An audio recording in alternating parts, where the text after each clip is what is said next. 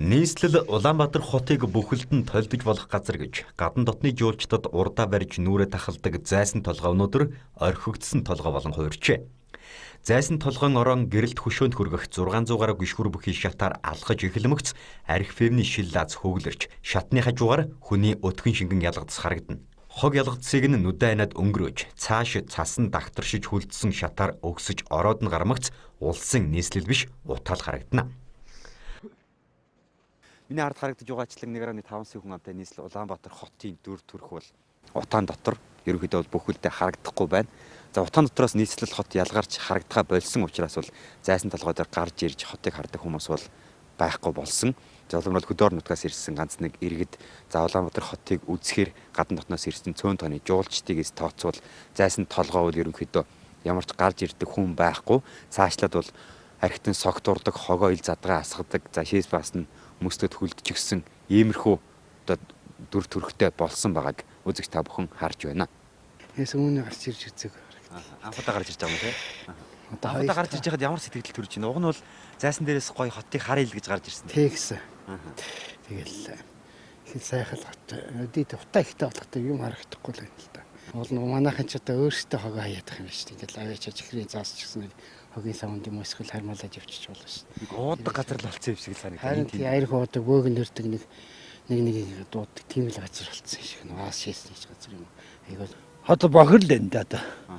Энэ бохироос салчна одоо тэгэл. Дараа нь одоо би болно бохир дээр л анхаарал тавил одоо тэгэл. Тэ? Тэгээд одоо хот сайхан утаа байна. Утаагаад одоо тэгэл өчнөө жил одоо утаа ярьлаа шүү дээ. Одоо ингэж зайсан толгой дээр гараад ирэхээр хот бараг бүгэлдээ харагдах болсон болохоор гарч ирдэг хүмүүсийн тоо цөөрсөн юм шиг. Ханди их цөөрчил одоо ерөөсөө. Манай бид нар ч одоо хөдөөнөөс явж байгаа болсод одоо тэгэл. Тэгээ одоо хэдэн жил болоод нэг ирэх юм байна шүү дээ тэгэл. Одоо хэдэн жилийн дараа гарч ирж байна? Одоо ч одоо 2 3 жил болчихоо.